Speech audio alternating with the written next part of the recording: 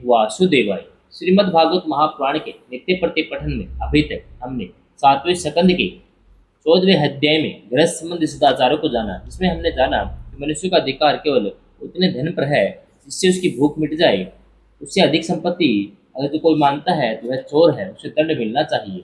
आज हम जानेंगे 15वां अध्याय गृहस्थों के लिए मोक्ष धर्म का वर्णन। नारद जी कहते हैं, युधिष्ठिर, कुछ ब्राह्मणों की निष्ठा क्रम में, कुछ ही तपस्या में, कुछ की वेदों के 100 अध्याय में और प्रवचन में, कुछ की आत्मज्ञान के संपादन में और कुछ की योग में होती है।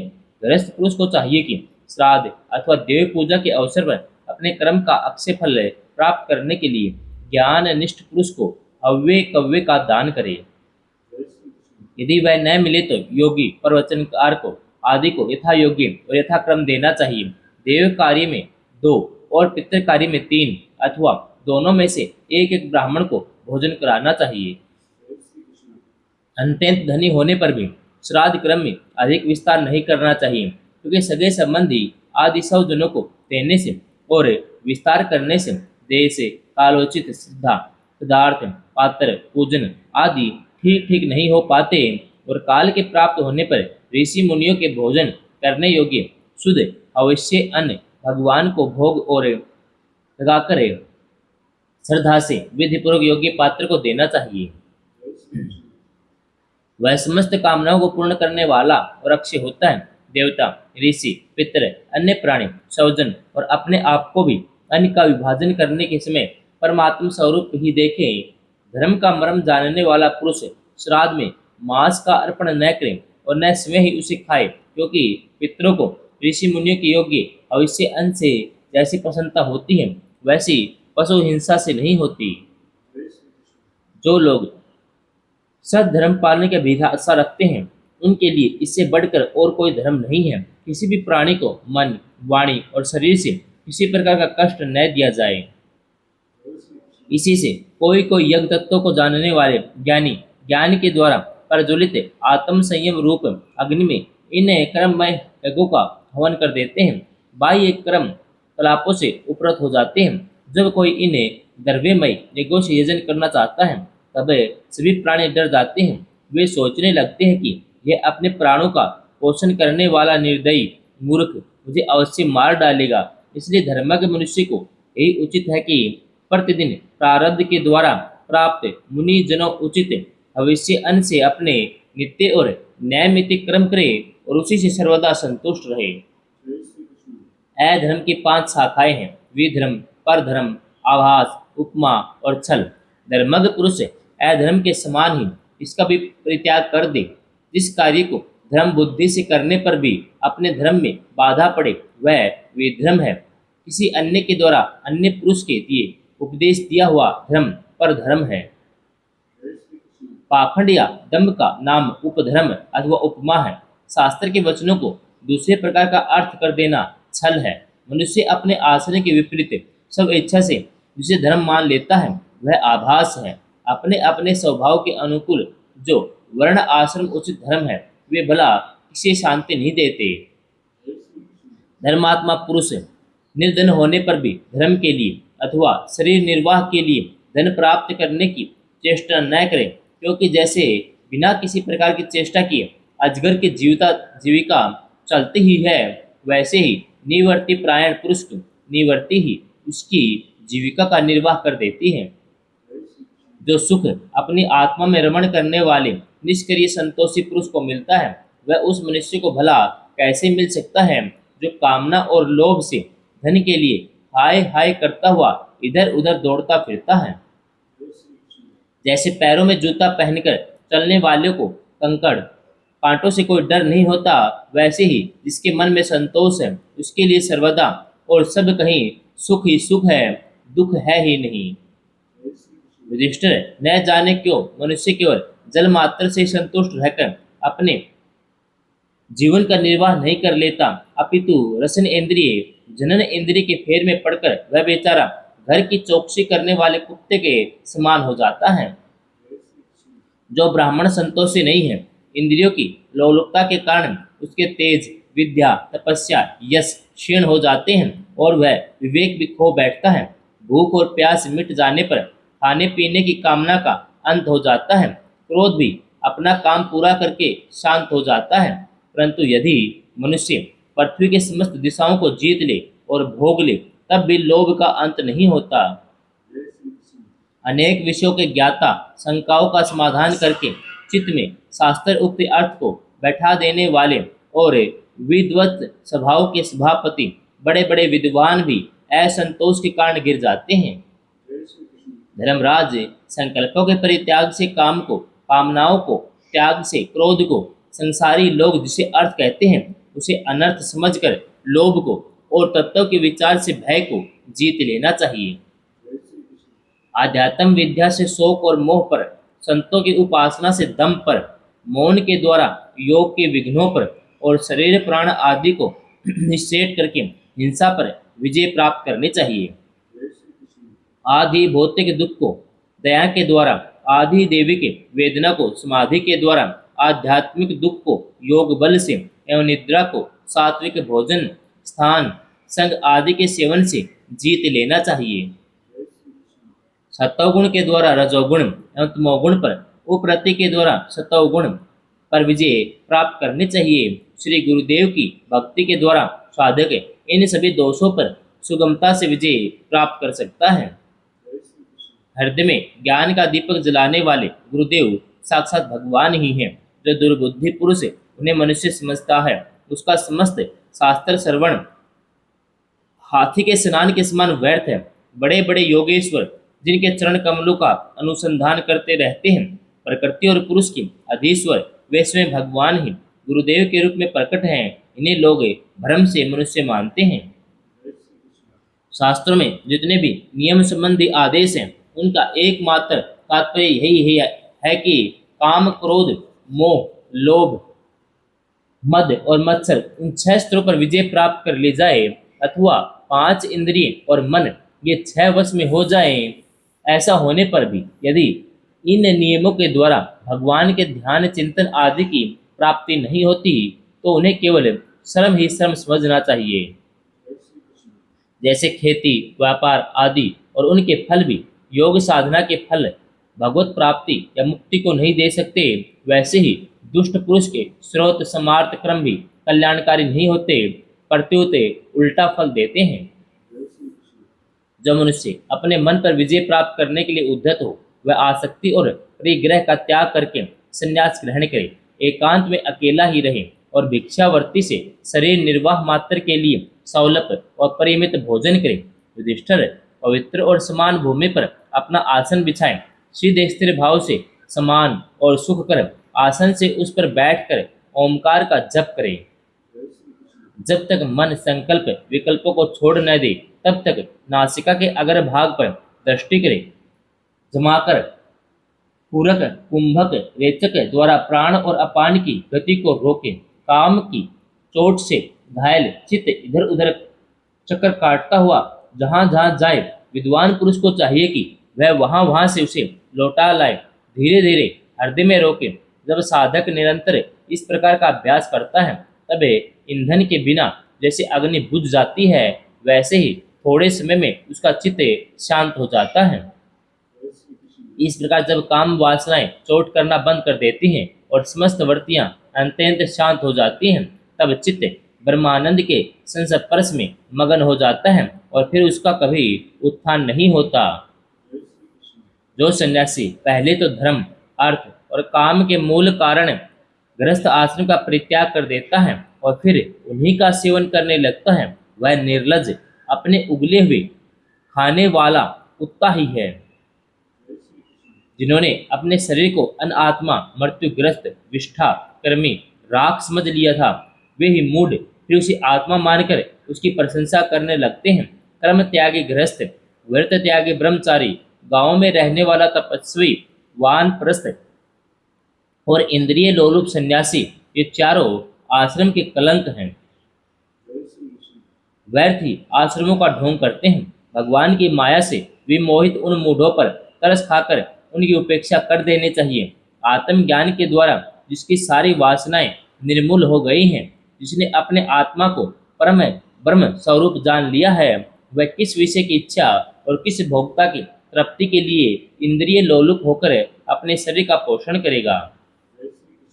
उपनिषदों में कहा गया है, शरीर रथ है, इंद्रिया घोड़े हैं, इंद्रियों का स्वामी मन लगाम है, शब्द आदि विषय मार्ग है, बुद्धि सारथी है, चित्त ही भगवान के द्वारा निर्मित बांधने की विशाल रस्सी है, 10 प्राण धूरी है, धर्म और अधर्म पहिए हैं, इनका अभिमानी जीव रथी कहा गया है।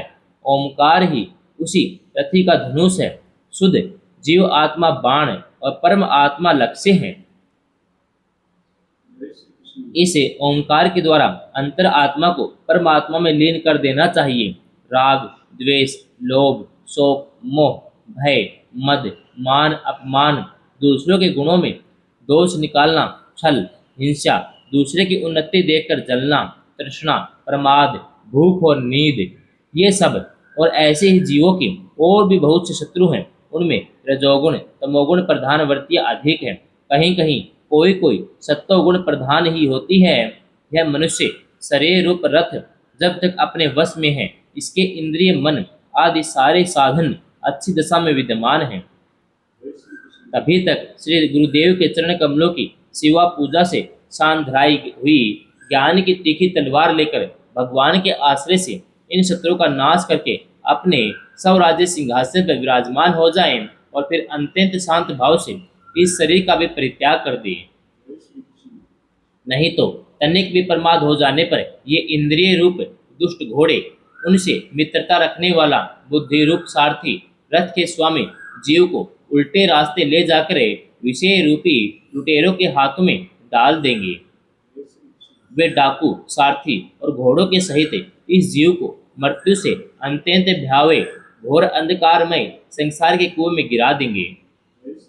वैदिक कर्म 2 प्रकार के हैं। एक तो वे जो वर्तियों को उनके विषयों की ओर ले जाते हैं, परवर्ती कारक, और दूसरे वे जो वर्तियों को उनके विषयों की ओर से लौटाकर शांत व आत्म साक्षात्कार के योग्य बना देते हैं, निर्वर्ती परक।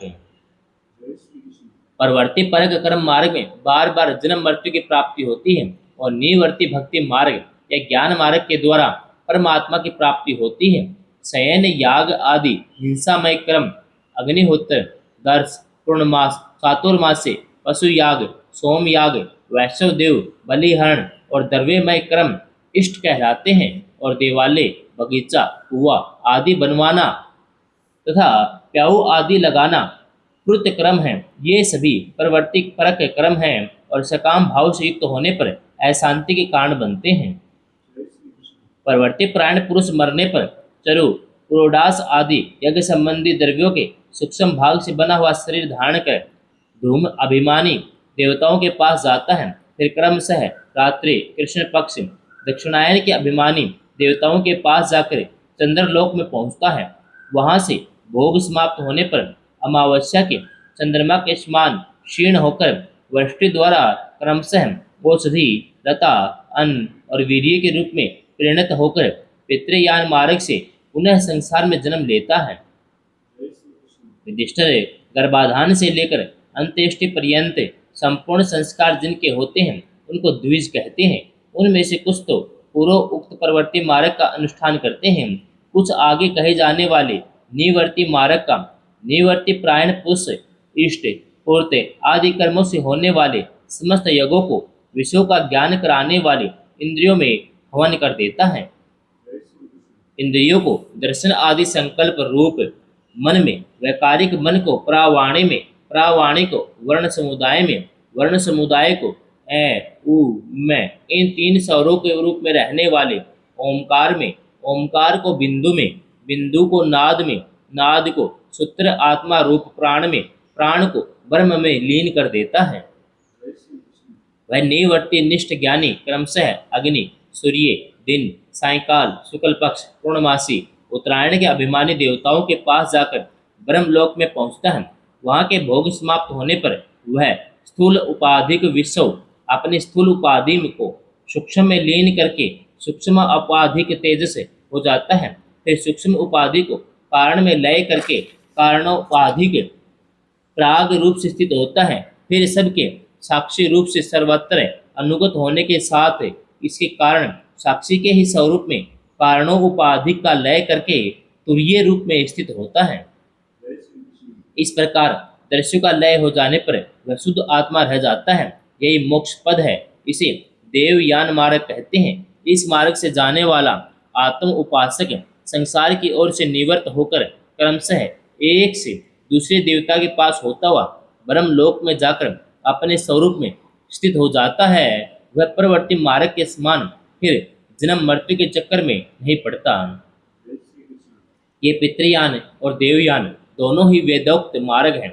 जो शास्त्रीय दृष्टि से इन्हें तत्वतः जान लेता है वह शरीर में स्थित रहता हुआ भी मोहित नहीं होता।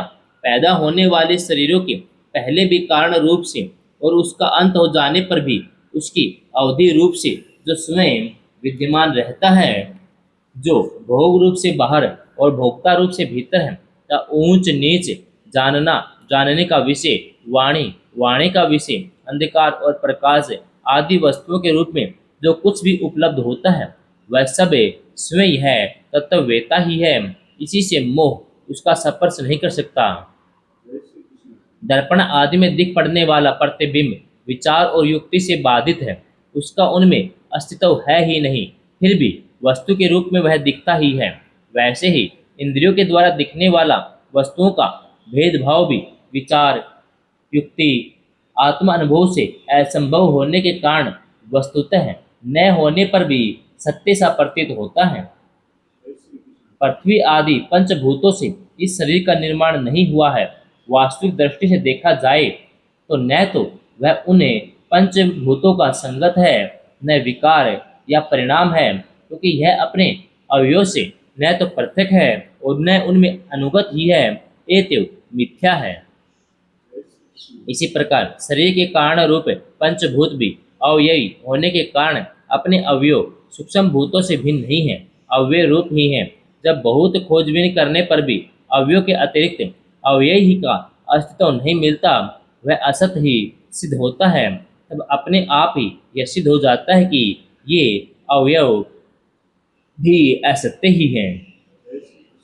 जब तक अज्ञान के कारण एक ही परम तत्व में अनेक वस्तुओं के भेद मालूम पड़ते रहते हैं, तब तक यह भ्रम भी रह सकता है कि जो वस्तुएं पहले थी, जो अब भी हैं, और स्वप्न में भी जिस प्रकार जागृत स्वप्न आदि अवस्थाओं के अलग अलग अनुभव होते ही हैं, उनमें भी विधि निषेध के शास्त्र रहते हैं।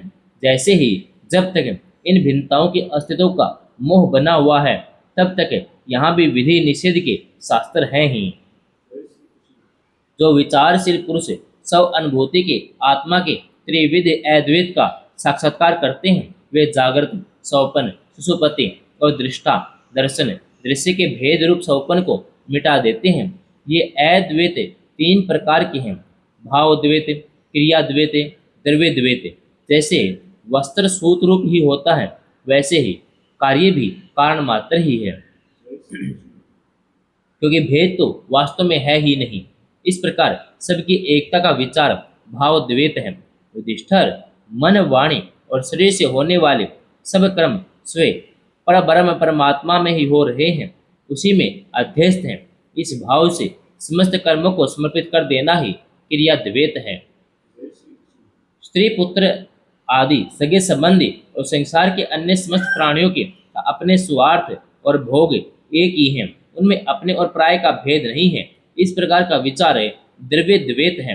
युधिष्ठिर, जिस पुरुष के लिए जिस द्रव्य को जिस समय जिस उपाय से जिससे ग्रहण करना शास्त्र आज्ञा के विरुद्ध न हो, उसे उसी से अपने सब कार्य संपन्न करने चाहिए। आपत्ति काल को छोड़कर इससे अन्यथा नहीं करना चाहिए। महाराज, भगवत भक्त मनुष्य वेद में कहे हुए इन कर्मों के तथा अन्य अन्य सब कर्मों के अनुष्ठान से घर में रहते हुए भी श्री कृष्ण की गति को प्राप्त करता है। युधिष्ठिर, जैसे तुम अपने स्वामी भगवान श्री कृष्ण की कृपा और सहायता से बड़ी बड़ी कठिन विपत्तियों से पार हो गए हो, उन्हीं के चरण कमलों की सेवा से समस्त भूमंडल को जीतकर तुमने बड़े बड़े राजस्व आदि यज्ञ किए हैं। पूर्व जन्म में, इससे पहले के महाकल्प में, मैं एक गंधर्व था। मेरा नाम था उपब्रहण और गंधर्व में मेरा बड़ा सम्मान था।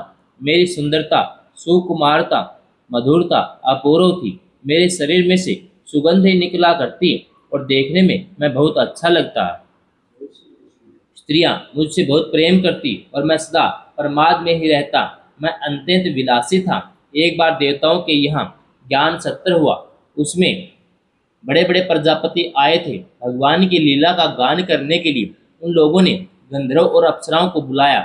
मैं जानता था कि वह संतों का समाज है, वह भगवान की लीला का ही गान होता है। फिर भी मैं स्त्रियों के साथ लौकिक गीतों का गान करता हुआ उन्मत्त की तरह वहां जा पहुंचा।